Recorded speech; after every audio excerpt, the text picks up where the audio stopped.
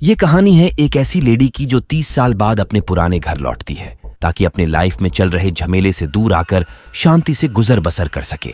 लेकिन यहाँ आने के बाद उनके साथ अजीबोगरीब घटनाएं घटने लगी। डर, मिस्ट्री और रोमांच से भरपूर इस वेब सीरीज को यूट्यूब पर पहली बार मैं ही एक्सप्लेन कर रहा हूँ। आपको ये वेब सीरीज हर मोड़ पर चौंकाएगी, इसलिए लास्ट तक देखना, तभी जाके कुछ समझ आएगा। कहानी के स्टार्टिंग में हम वरी और उसकी बेटी मिन को देखते हैं जो कि फंगनगा जा रहे हैं। फंगनगा में वरी के माँ का घर है, उसका बचपन वहीं पर गुजरा है। मिन से बात करते करते वो एक खेल शुरू किए जिसमें 10 की गिनती पर मिन को छुपना था। 1 से 10 तक गिनती गिनते गिनते वो पेट्रोल पंप पर पहुंच गई। 10 की गिनती पूरे होते ही मिन छिप चुकी थी, पर वरी अपनी बेटी को लोगों से छिपा क्यों रही है?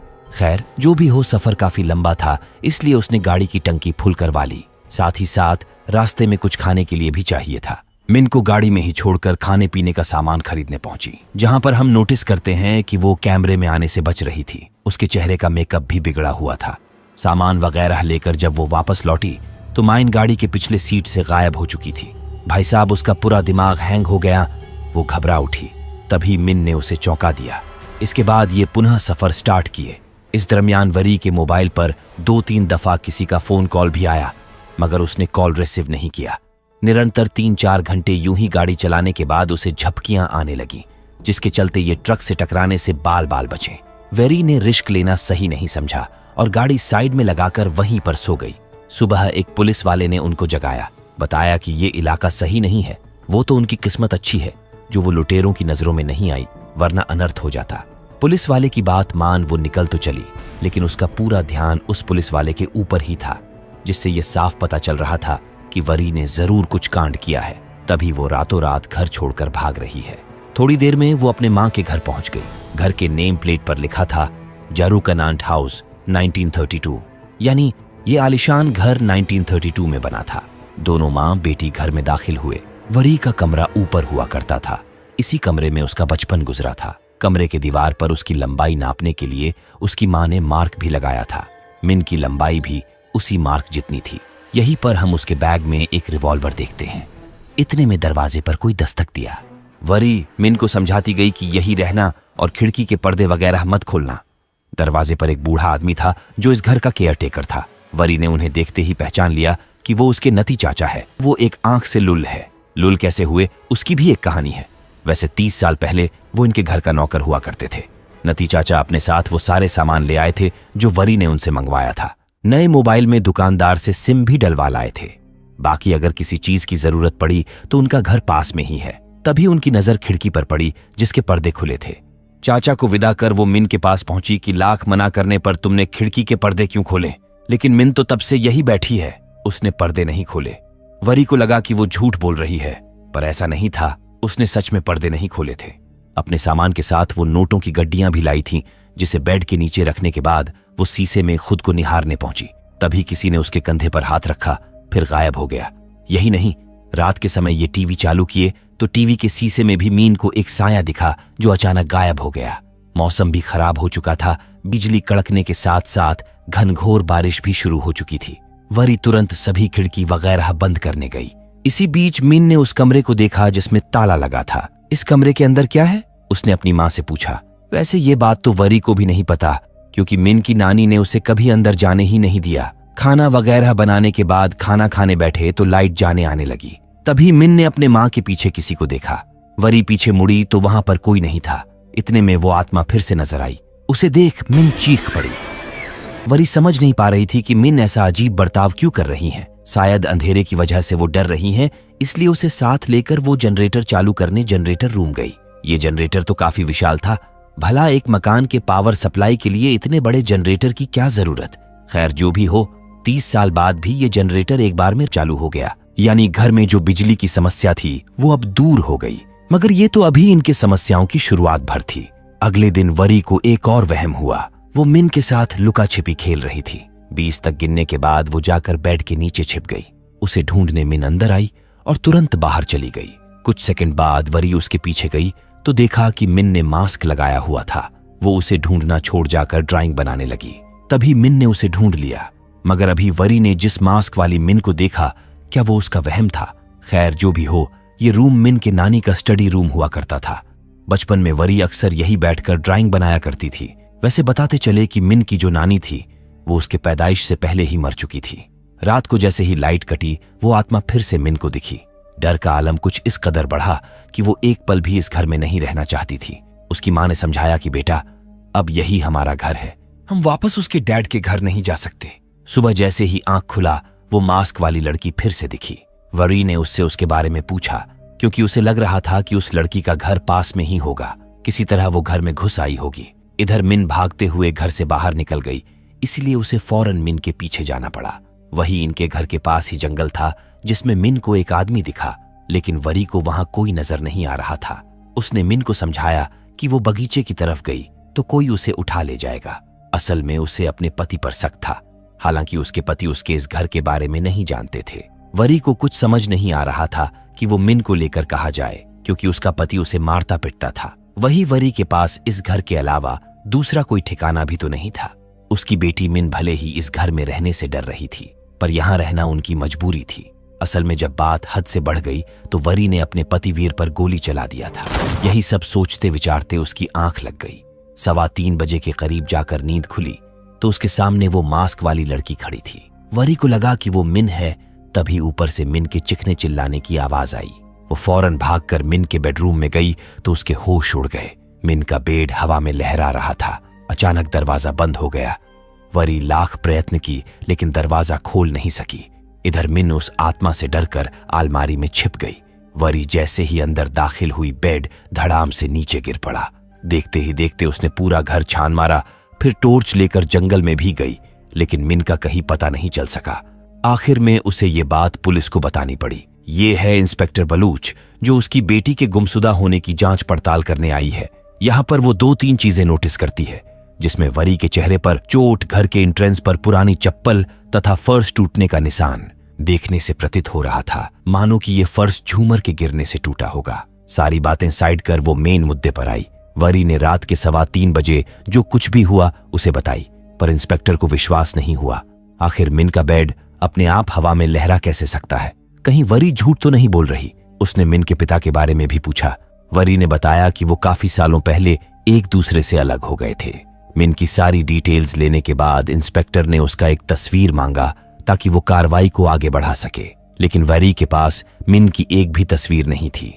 उसका फोटो पुराने फोन में था जो यहाँ आने से पहले गुम हो चुका था। यही नहीं, वो सोशल मीडिया पर भी नहीं थी। मतलब कि मिन का फोटो सोशल मीडिया पर भी नहीं मिलेगा। इंस्पेक्टर ने जितने सबूत मिल सकते थे इकट्ठा करवाए, लेकिन उनमें से एक भी सबूत ऐसा नहीं था जो मिन के यहाँ होने का यकीन दिलाए। सिर्फ उसके कपड़ों के होने से साबित नहीं होता कि वो यहाँ थी। इतने में इनकी खोज खबर लेने नती चाचा आए। उन्हें भी यहाँ आकर मिन के गायब होने की बात पता चली।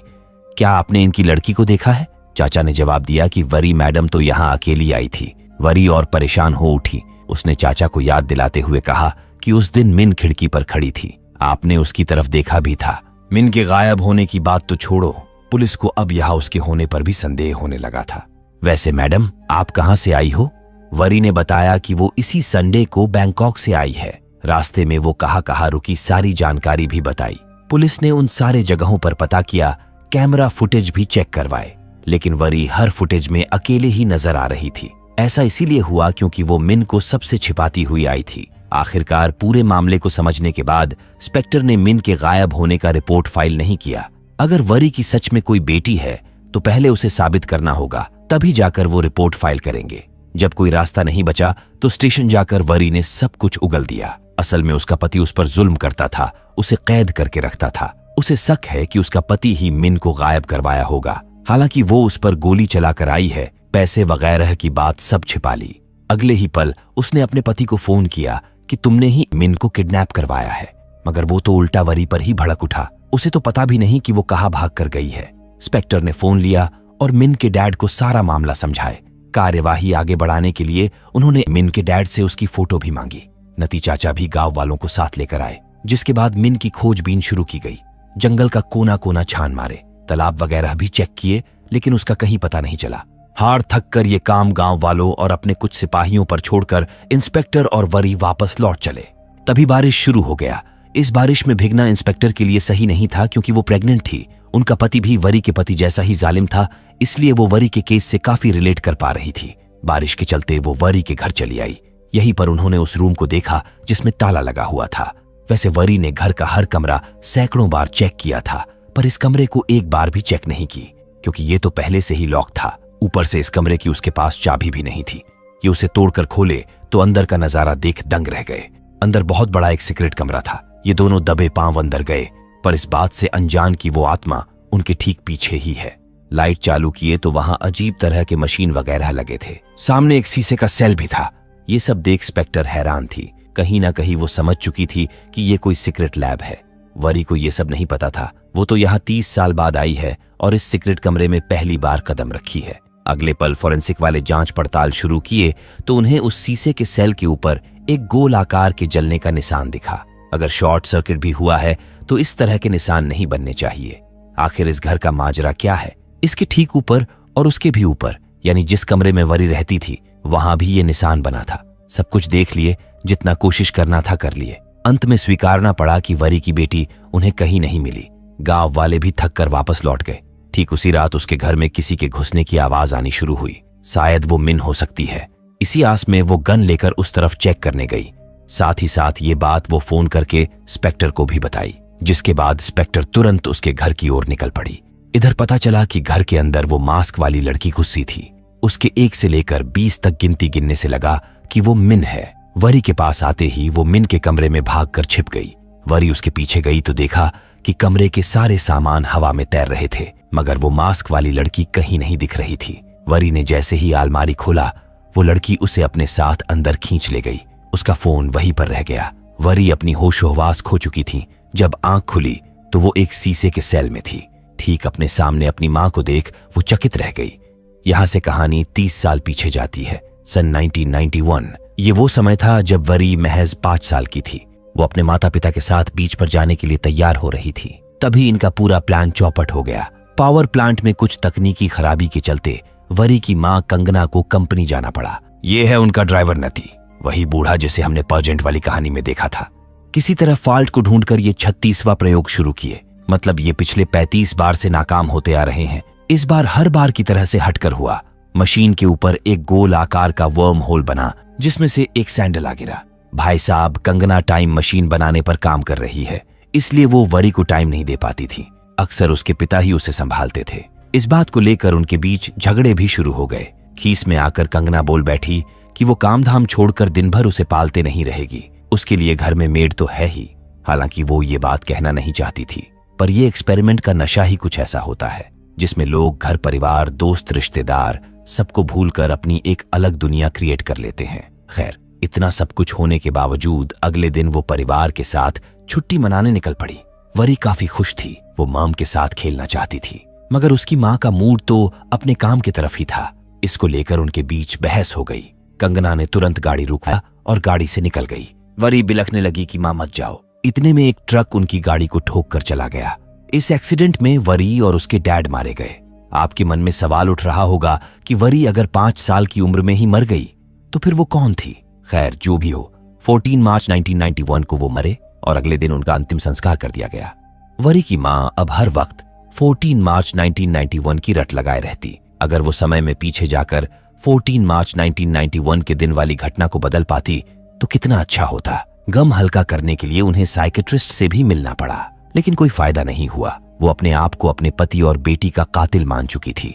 आखिर में उन्होंने हार मान लिया और डैम से कूदने के लिए जैसे ही ऊपर चढ़ी, नीचे एक वर्म होल दिखा। घबराहट के चलते उनका सैंडल उसी वर्म होल में गिर पड़ा, जो जाकर किसी दूसरे टाइम लाइन वाली कंगना को मिला। इस टाइम लाइन वाली कंगना समझ गई कि अभी भी उम्मीद बाकी है।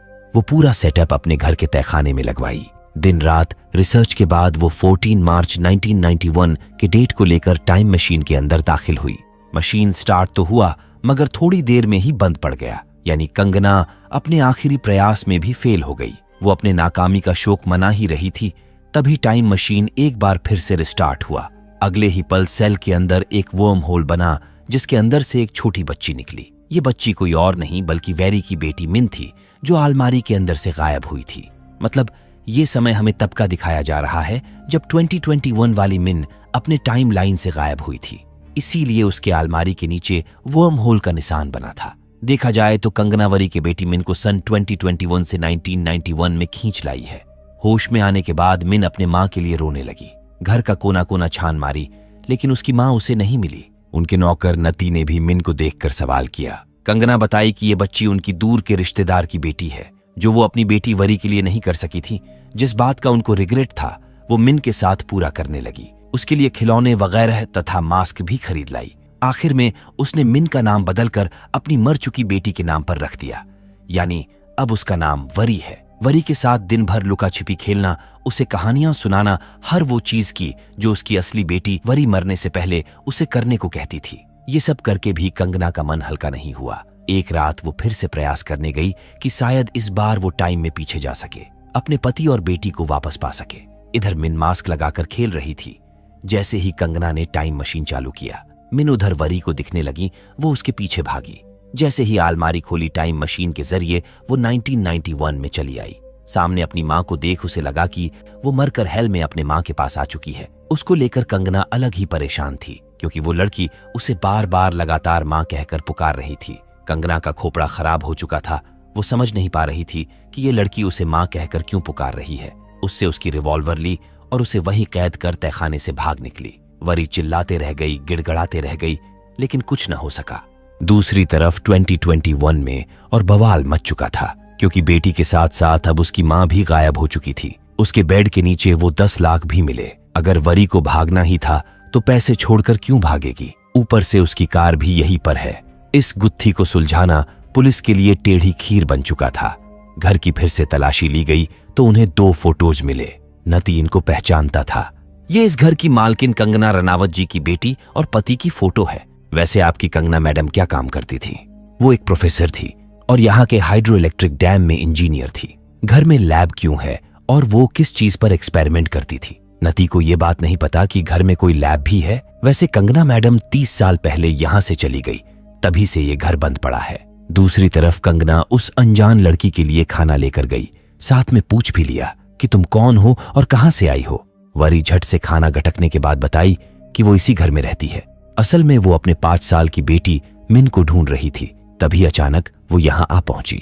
ये सब जानने के बाद कि उसकी बेटी मिन कंगना के पास है, वो कुछ बताए बिना वहां से भाग निकली। कहीं ना कहीं कंगना मिन को अपनी बेटी मान चुकी थी और उसे अपनी बेटी वरी की तरह दोबारा नहीं खोना चाहती थी। दूसरी तरफ इंस्पेक्टर के हाथ एक सबूत लगा है। उन्हें जारुकानांट हाउस से जुड़ा 1991 का एक फाइल मिला, जिसमें एक रिवॉल्वर था। अब उसे पता है कि उस घर में इस रिवॉल्वर के साथ कौन सी घटना घटी थी। वो कौन सी घटना थी पास्ट में, वो अब होने वाला है। कंगना का नौकर नती लैब के अंदर घुस चुका है। असल में उसे यहाँ निगरानी करने के लिए कंगना ने भेजा था। तभी वरी दम घुटने का बहाना करके बेहोश हो गई। नती ने जैसे ही सेल का दरवाजा खोला, उसे धक्का देकर वो भाग तो निकली, पर तहखाने का दरवाजा बाहर से लॉक था। वहीं पर उसकी बेटी मिन गिनती गिन रही थी। गिनती सुनकर वरी मिन को आवाज लगाई।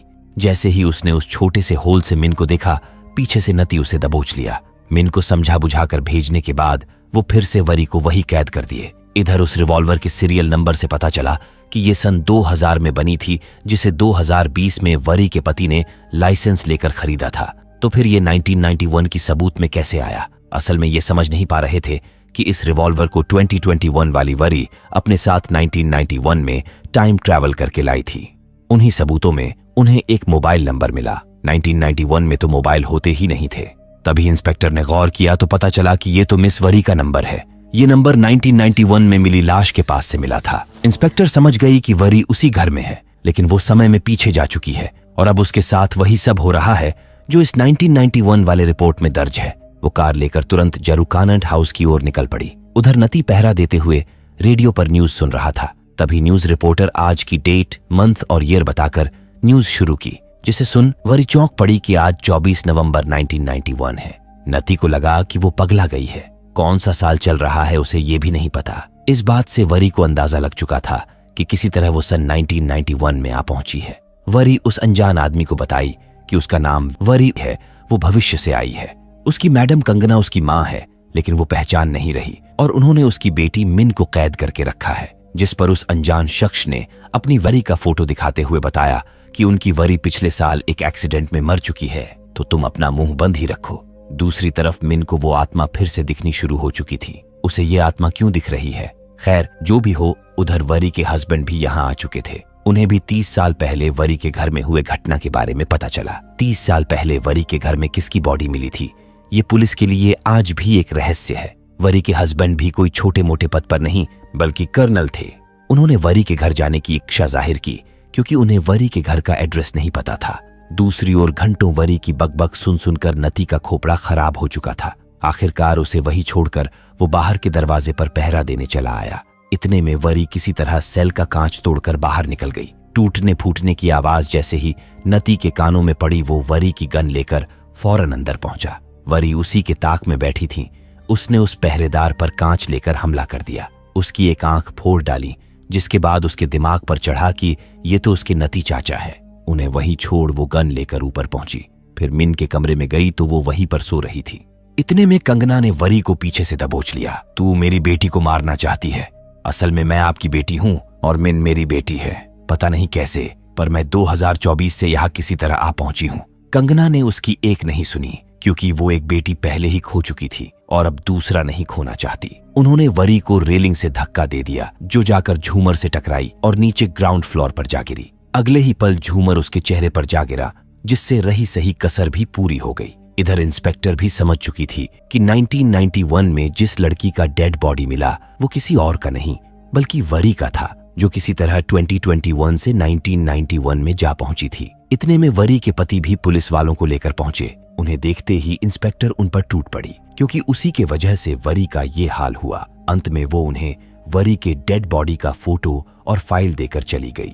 इधर 1991 में वरी के मरने के बाद जांच पड़ताल करने फोरेंसिक वाले पहुंच चुके थे। ये सब तामझाम निपटाकर कंगना मिन को डॉक्टर के पास ले गई, जहां हमें पता चला कि सदमा लगने की वजह से मिन की याददाश्त चली गई है। इसके बाद कंगना ने उसका नाम वरी रखा और इस जगह को हमेशा के लिए छोड़कर चली गई। वही वरी की आत्मा यही कैद होकर रह गई, जो अक्सर मिन को रात के अंधेरे में दिख जाया करती थी। यहाँ से वे बैंकॉक चले आए। कुछ सालों बाद वरी बड़ी हो गई। आखिर में कंगना को समझ आया कि जो भविष्य से आई थी वो मिन ही थी। मिन यानी वरी की बेटी भी बड़ी होकर हूबहू वरी की तरह ही दिखती है। इसी असमंजस में फंसकर कंगना पागल हो गई। ये वही समय था जब वरी को वीर से प्यार हुआ था।